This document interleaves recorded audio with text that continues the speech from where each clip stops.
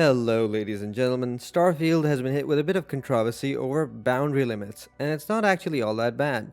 There are sadly quite a few actors who are in bad faith, making it seem like something absolutely terrible has happened that would lead this game to complete ruin, and saying that the devs have lied to everyone.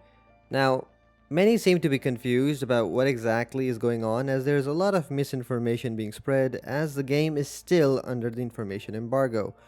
Now, naturally, in 2 or 3 days' time, the information embargo on this game is going to lift, and that would easily disperse most of the rattling negative news going on.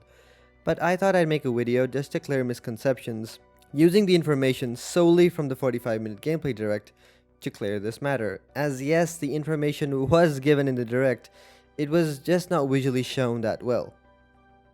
For those of you who don't know, to get you up to speed, there was sadly a leak made by someone who apparently showed Starfield actually doesn't allow you to travel the entire circumference of a planet, as there are boundaries placed around you in a place where you land. Now, many people try to paint this as planets only having one zone you can access, or saying you can only land in specific locations, and etc. etc. This is not entirely true. Let's clarify a few things here. Todd Howard actually talks about this very early in the direct. I've provided the timestamps that are visible on the screen. You can go to the gameplay direct and verify this yourself. In the first 22 seconds that I've mentioned, they talk about how exploration is different in this game and how you do it within an area that gradually places handcrafted content around you.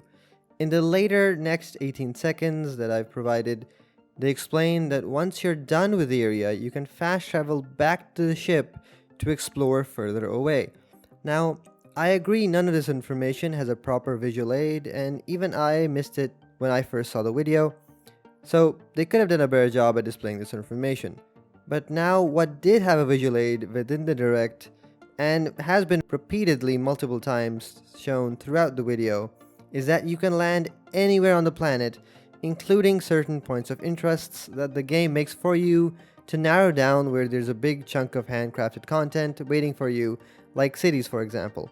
So basically, to walk an entire planet, you just have to land multiple times on the same planet. Now, to clear the air of any misunderstandings that have been built, by joining up all the information that we know and the information that we've been told.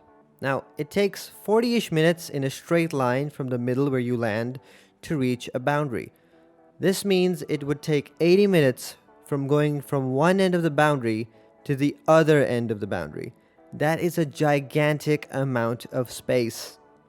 And in the unlikely scenario that you do hit a wall, you can easily fast travel back to the ship and land wherever you want to restart your adventure, which makes this issue honestly very obsolete. With the amount of detail that this game has, this is honestly not that big a deal at all. And yes, all the details are saved. An area won't refresh itself if you revisit it. Now, the next things I'm about to say, take them with a grain of salt, as these are pure speculations about other things that people are curious about. Now, a lot of people wish to know if the zones correlate to one another or link together properly, meaning that do the things you see outside of the boundary still remain there when you land in the new boundary. Now, we'll have to wait for the embargo to lift for this one, but my guess is that you will be able to see the terrain, but none of the handcrafted elements will be visible.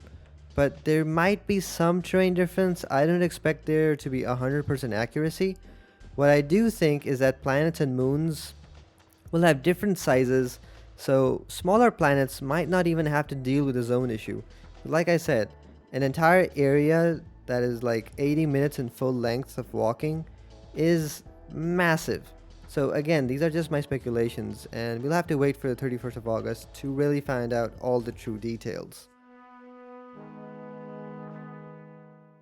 Finally, I just want to talk about how there are still people who are complaining that Starfield has so many barren planets and so little useful planets. I mean, space has a ton of planets that are barren. That is part of the experience.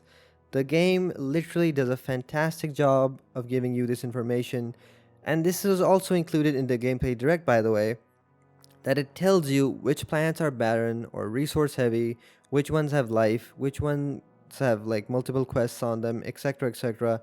You decide which planets you wish to explore.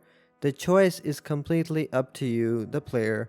Regardless of this little hiccup, this controversy that people are trying to make, I think the game is still coming out pretty strong.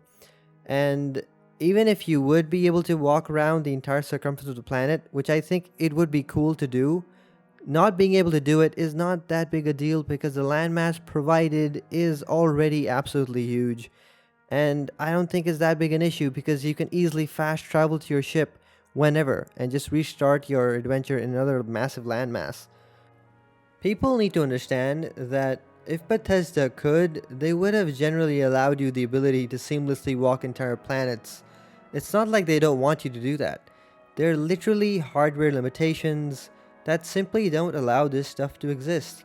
Which is why one of the reasons this game is gaining so much traction and hype is because a space game with this level of detail is very hard to pull off.